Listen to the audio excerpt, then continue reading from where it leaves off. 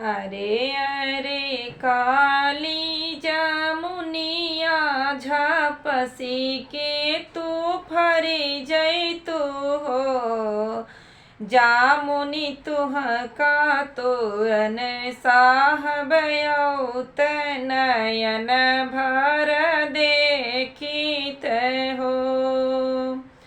जामुनि तुह का तोरन साहबयौत नयन भर देखित हो।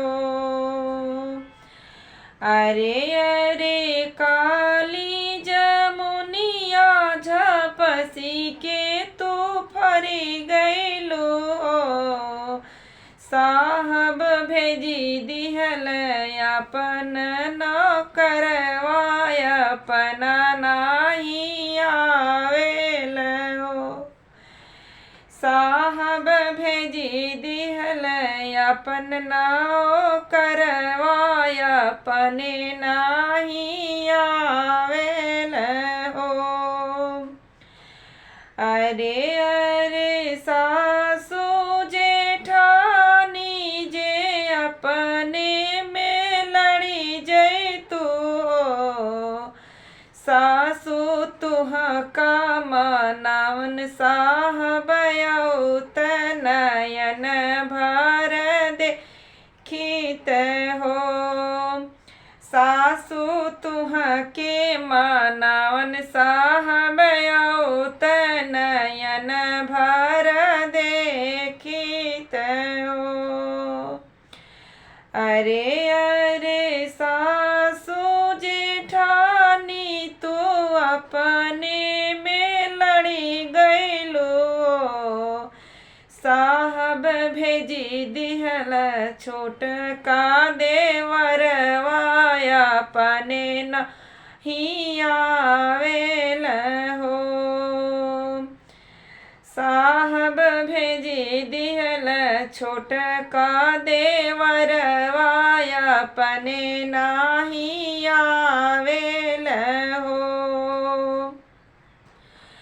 अरे अरे प्यारे ननदिया तो एक दिन गावन जैतु हो।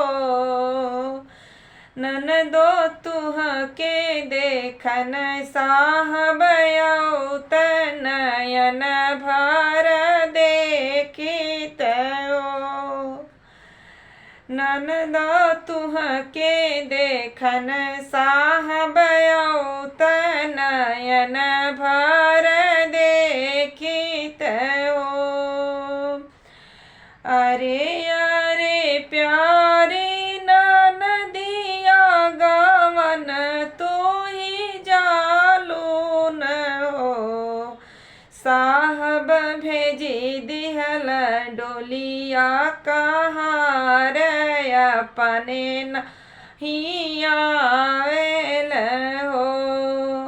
साहब भेजी दिहल डोलिया कहार अपने नहीं आवेल हो।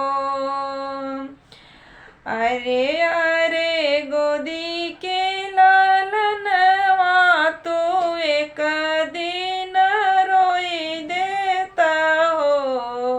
साहब तुह का चुपावन साहबयौत नयन भर देखित हो। अरे अरे गोदी के लालनवा तो एक दिन रोई दिहल हो।